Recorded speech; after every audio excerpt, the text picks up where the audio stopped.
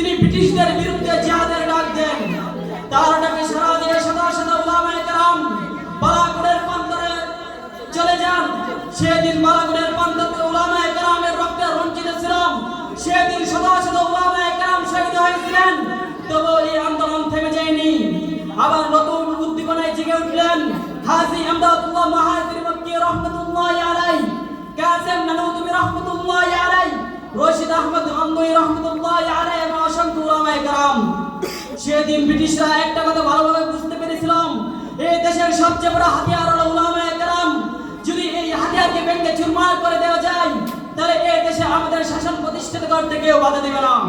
তারা উলামায়ে কেরামের উপর অত্যাচার নির্যাতন শুরু করে দেয়।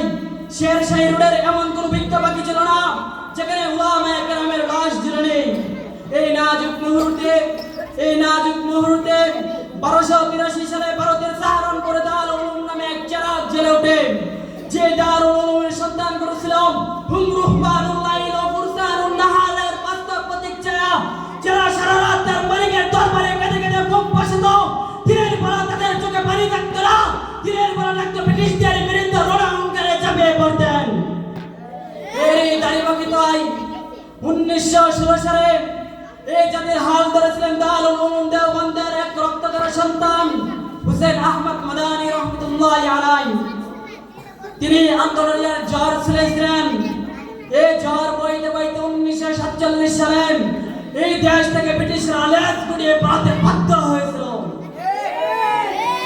তাই আজ এই বাংলার জমিনে দাঁড়িয়ে আমি বুক ফুলে বলতে পারি, বাংলাদেশ স্বাধীনতার মুখ দেখেছে। এটা উলামায়ে দেওবন্দের রক্ত করা অবদান। বাংলাদেশ স্বাধীন দেশ হিসেবে আখ্যায়িত হয়েছে, এটা উলামায়ে দেওবন্দের রক্ত করা কর্তৃত্বের ফসল। আজ দেওবন্দের সন্তান হিসেবে আমি এই জমিনে দাঁড়িয়ে বলে যাই, যদি এই স্বাধীন দেশে ইসলাম এবং মুসলমানের গায়ে কোন সুখের খাওয়া পড়তাম, আমরা দেওবন্দের সন্তানেরা নিজের কাজে আরাম থেকে মাঠে ময়দানে বিলীন করে দেব, নিজের প্রাণকে উৎসর্গ করে দেব। এই স্বাধীন দেশ রাজনৈতিক বেঈমানদেরকে থাকতে দেব না।